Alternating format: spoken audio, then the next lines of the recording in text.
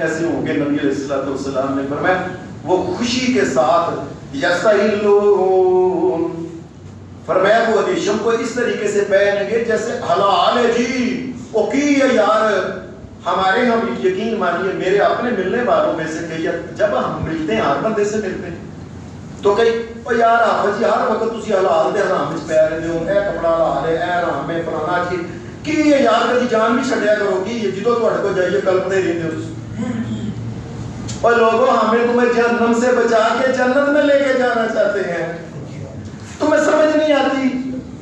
نبی علیہ السلام نے فرمایا قیامت کے قریب لوگ ہوں گے یہ ریشم کا کپڑا سرے عام پہنیں گے اس طرح کے جس طرح حلال کر لیتے ہیں۔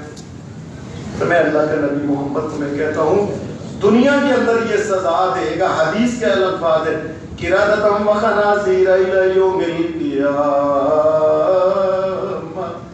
قیامت تک اللہ تبارک و تعالیٰ ان کو خنزیر اور بندر بنا دے گا دنیا کے اوپر۔ یہ ساتھ لگانے دنیا کے اوپر ہی وہ چلتے پھرتے نظر آئیں گے، یہ بندر ہے، یہ خبیث جو ہے نا، یہ خنزیر جا رہا ہے، یہ سور جا رہا ہے، شکلیں اللہ ان کی وہ بنا دے گا اور اسی طریقے سے وہ سارے کام کرنے جو وہ کرتے ہیں کریں۔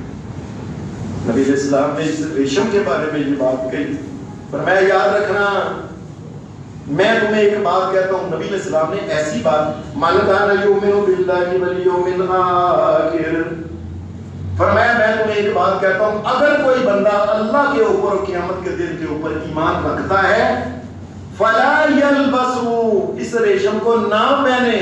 اس کا مطلب یہ ہے کہ ریشم پہننے والا اعلان کرتا ہے اور میں نہیں مانتا اللہ کو، میں نہیں مانتا قیامت کے دن میں اپنی مرضی کرنی، فرمایا اگر اللہ کو مانتا ہے اور قیامت کے دن کو مانتا ہے تو اس کو چاہیے کہ ریشم فلا یلبسو، فرمایا اس کو نہ پہنے۔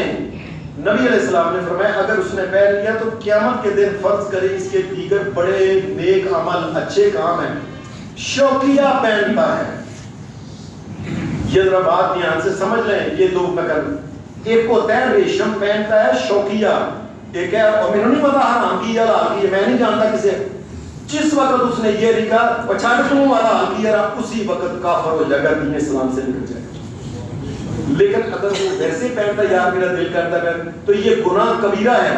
نبی علیہ السلام نے فرمایا اگر جنت کے اندر بھی چلا گیا نا دیگر نیک اعمال کی زیادتی کثرت کی وجہ سے، میں اللہ کا نبی محمد کہتا ہوں کہ جنت کے اندر بھی پھر اس کو ریشم پہننا نصیب نہیں ہوگا، ترستا ہی رہے گا جنت کے اندر۔ جنت کا بھی ایک ریشم ہے نا وہاں جو اللہ دیکھو تو اور قسم کا خاص ہی ریشم ہوگا، کسی نے سونا ہی نہیں دیکھا۔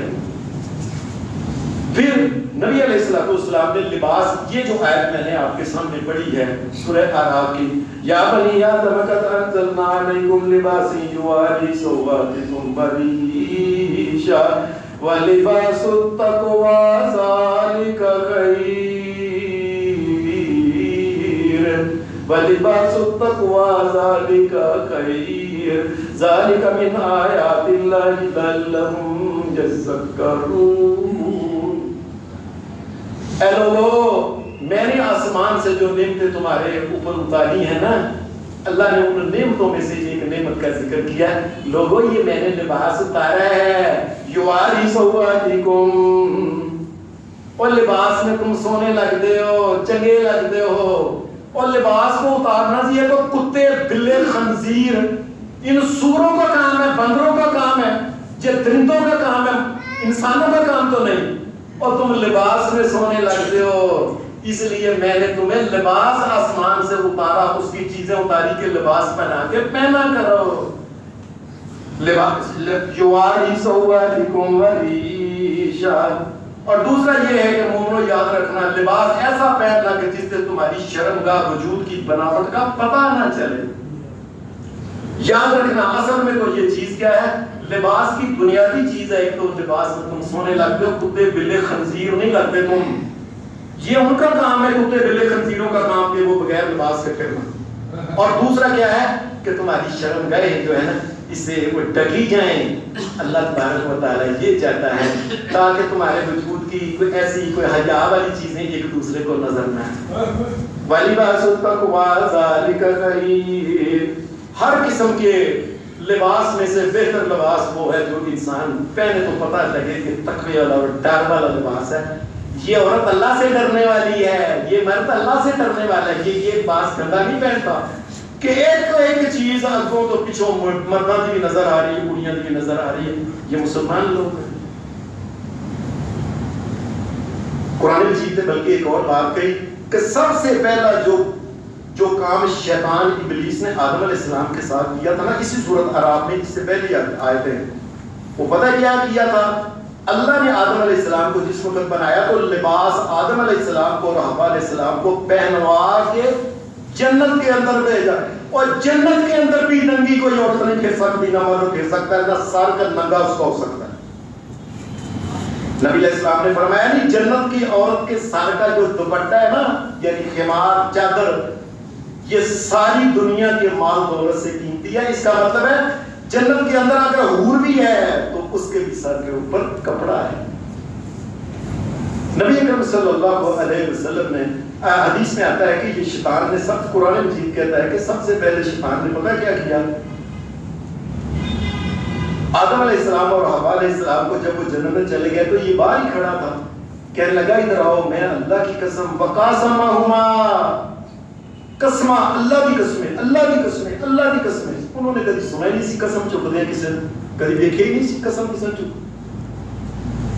میں تمہارا خیر خواہ ہوں, اس طرح کو جس اللہ نے روکا ہے نا, کھاؤ پیو کچھ نہیں ہوتا, اس سے بندہ کھانے کے بعد پکے پکے جنتی ہو جاؤ گے اور تمہیں کوئی جنت سے نکال نہیں سکے گا.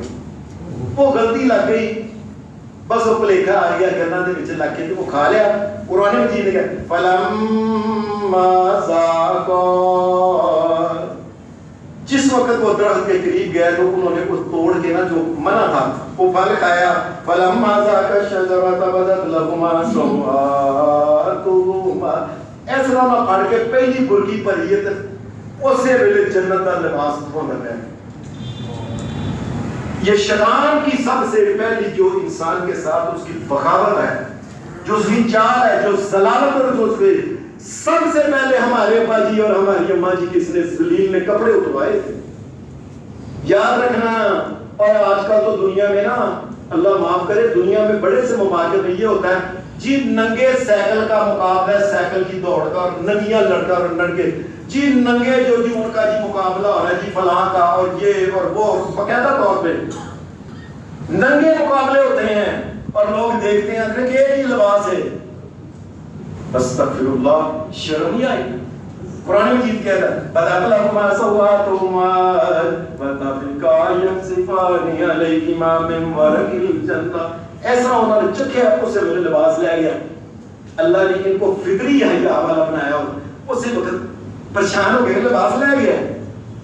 ایسے جنت کے وطفقا يخصفان عليهما من ورق الجنة, جنت کے درختوں کے پتے ایسے توڑ کے نہ اپنے کے پیچھے لگا دے. اللہ پاک نے انسان کو اس لیے یہ بات کہی یا بنی آدم کلا یفتننکم الشیطان کما اخرج ابویکم من الجنہ. او لوگو, او انسانوں, وہ خیال رکھنا, اور شیطان نے جو چال تمہارے ماں باپ کے ساتھ چلی تھی تمہارے ساتھ بھی چل کے تمہیں ننگا نہ کر دے کہیں, اور ننگا نہ کر دے بچنا اس سے. یہ نہ ہو کہ تم پھر ننگے ہو جاؤ. اور یاد رکھنا کیوں کما اخرج ابویکم من الجنہ ینزع عنہما لباسہما. قرآن مجید کہتا ہے اس نے سب سے پہلے لباس ہی چینا تھا. اور یاد رکھو تم نے بھی جب گمراہ ہونا لباس ہی سب سے پہلے تم چھوڑ لیا.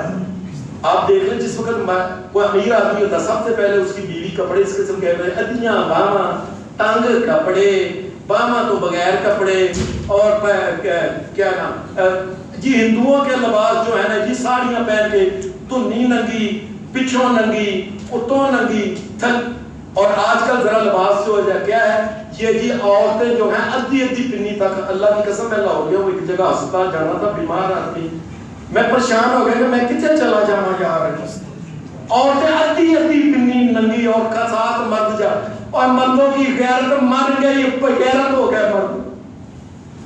پتہ نہیں لگتا یہ میرے ساتھ یہ کیا دکھا رہا دنیا, اور کیا چاہتی ہو دکھاؤ مجھے.